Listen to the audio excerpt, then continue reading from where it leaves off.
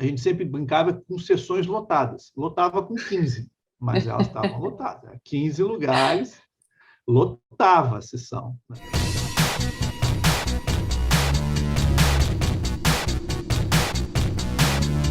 Sempre li muita ficção.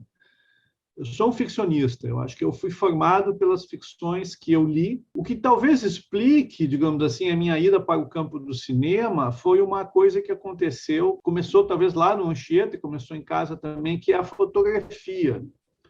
A fotografia é a mãe do cinema, a avó da televisão, né?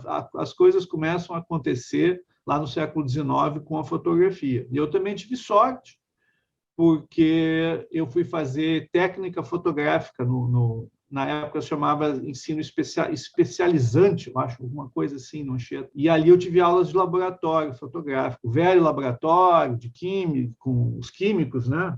Revelador, interruptor, fixador, ampliador, essa coisa artesanal, né? Que eu achei muito interessante também. Uma coisa completamente diferente da literatura e muito interessante. E o meu irmão mais velho, o Zeca, né? José Gerbasi Filho, né? O primeiro filho homem do meu pai, gostava muito de fotografia e tinha um laboratório em casa, montou no porão da nossa casa, no que o pai chamava de adega, mas só tinha vinho ruim lá. Então, ali que as coisas funcionavam, com aquela luzinha vermelha, etc. Então, eu ainda criança, eu acho, eu adorava ver o meu irmão fazer fotografia. Comecei a entrar no laboratório, acabei aprendendo como é que se faz, né? E quando ele saiu de casa, quando ele casou, eu herdei aquele lugar. Ele levou os equipamentos, mas aí eu pedi para a mãe, né, de Natal, e acabei ganhando, então, um laboratório fotográfico muito simples, assim, mas... Então, essa foi a minha maneira de perceber o quanto as imagens são importantes também para contar a história, principalmente para contar histórias, né? No meu caso. E aí eu acho que essa coisa de gostar de literatura, gostar de histórias, de ficções, e ter também esse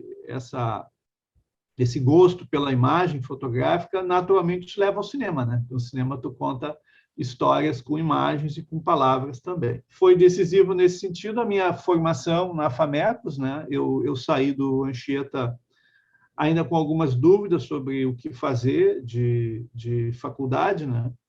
Uma certa angústia, porque eu tinha uma família toda de médicos e engenheiros, né? Ou era médico ou engenheiro, e eu fui fazer jornalismo, né? O que fugiu um pouco ao padrão e causou um pouco de surpresa assim aos meus pais, né? Mas eles deram super força, né? Eu lembro do meu pai dizendo: seja um jornalista combativo. E então fiz jornalismo e ali encontrei o Nelson Nadotti, que era meu colega, e ele fazia Super 8. E eu paro aqui que essa minha resposta já tem, sei lá, 5 minutos. Contei minha vida aqui. Mas assim, o Super 8 então foi, né? Super 8 é essa câmerazinha aqui, aquela câmerazinha, né? Simples, né? Mas que tu bota o cartuchinho aqui, né? Não exige grandes conhecimentos técnicos, né? Tu coloca o cartuchinho de filme quando ela abre, né? Claro. Coloca o cartuchinho de filme aqui dentro, né? Fecha a tampinha, aperta e pá, chuta, né? Só vai. Só vai. Então, eu tive esse curso rapidíssimo de Super 8. Claro, tive aulas na faculdade também. O professor saudoso Aníbal Damasceno Ferreira, que formou muitos cineastas, né? Com as suas aulas de linguagem cinematográfica.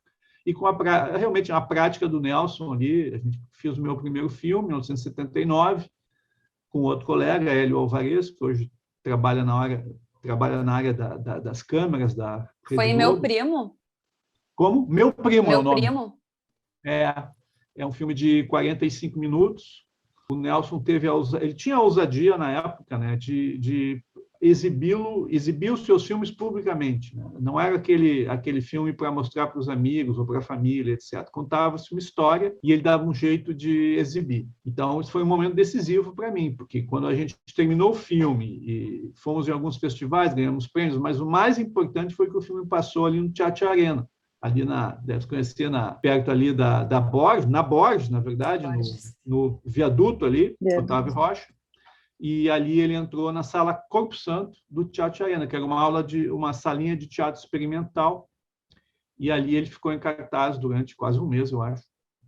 A gente sempre brincava com sessões lotadas. Lotava com 15, mas elas estavam lotadas. 15 lugares, lotava a sessão, né? E saiu crítica no jornal também de um saudoso amigo, Túlio Becker, né? Túlio Becker que fazia Super 8 também, por isso ele conhecia as limitações da bitola. E quando eu vi uma crítica ali no jornal, eu disse, nossa, esse negócio aqui é bacana. Porque eu escrevia bastante, mas eu nunca tinha recebido uma crítica dos meus continhos, né? Os meus continhos estavam ainda bastante restritos, né, a concursos, né, antologias, etc. Era uma guria bobinha, 17 anos incompletos, curso primário, idem. Mas tinha olhos cor de homo e cabelos cor de pinho-sol. Ele comprou 815 cruzeiros de comida pronta e, quando acabou de pagar, estava apaixonado. Não era uma paixão sofrida como tinha sido com Cláudia, nem tão carinhosa como seria com Alexandra. Ele apenas amava, sem adjetivos. Eu gosto muito de uma música da Adriana Calcanhoto, que musicou uma resposta do cineasta Joaquim Pedro de Andrade. Eu até já fiz essa pergunta para o Otto Guerra, quando ele participou aqui das entrevistas, que um jornalista perguntou para ele por que ele faz cinema. E aí a Adriana musicou essa resposta. Eu acho uma música muito bacana. E aí eu te pergunto, Carlos Gerbasi, por que você faz cinema? Cinema é a união de duas coisas que eu prezo muito, que eu gosto muito, que é a narrativa ficcional, a literatura ficcional, tá? E a imagem. Então, o cineasta, inevitavelmente, ele tem que gostar dessas duas coisas. Claro, tu pode prezar mais um lado do que o outro. Tem cineastas muito literários e tem cineastas extremamente visuais. Mas eu acho que a grande maioria dos cineastas que fazem filmes assim representativos, eles precisam lidar com as duas linguagens. E eu só acho que por natureza, por genética, ou pela minha formação um pouquinho diferente dos meus irmãos, um sujeito que não gosta de ficar muito tempo num lugar só, certo? Talvez por isso que eu faço tantas coisas.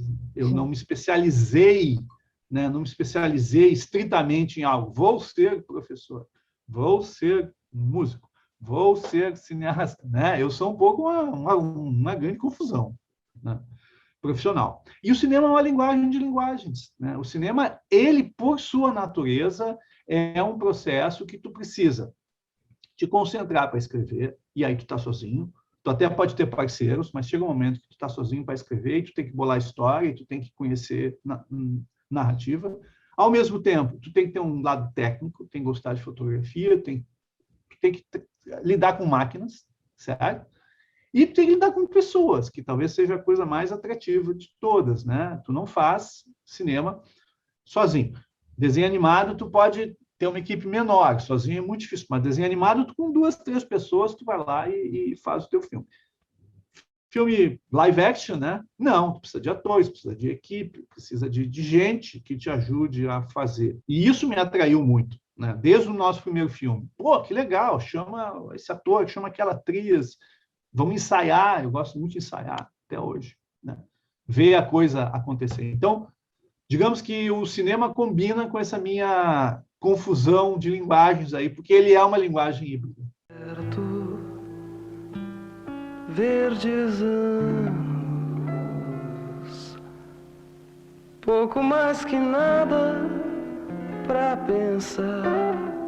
Eu não vou fazer isso de te colocar numa posição de dizer qual foi teu melhor filme até agora, mas eu vou te perguntar qual é o filme que tu acha que é mais relevante para a tua carreira e o que tu mais teve prazer de produzir, de fazer, enfim. Relevância na minha vida, relevância, sim, de ter feito um filme que eu pensasse assim, isso aqui eu fiz algo que valeu a pena.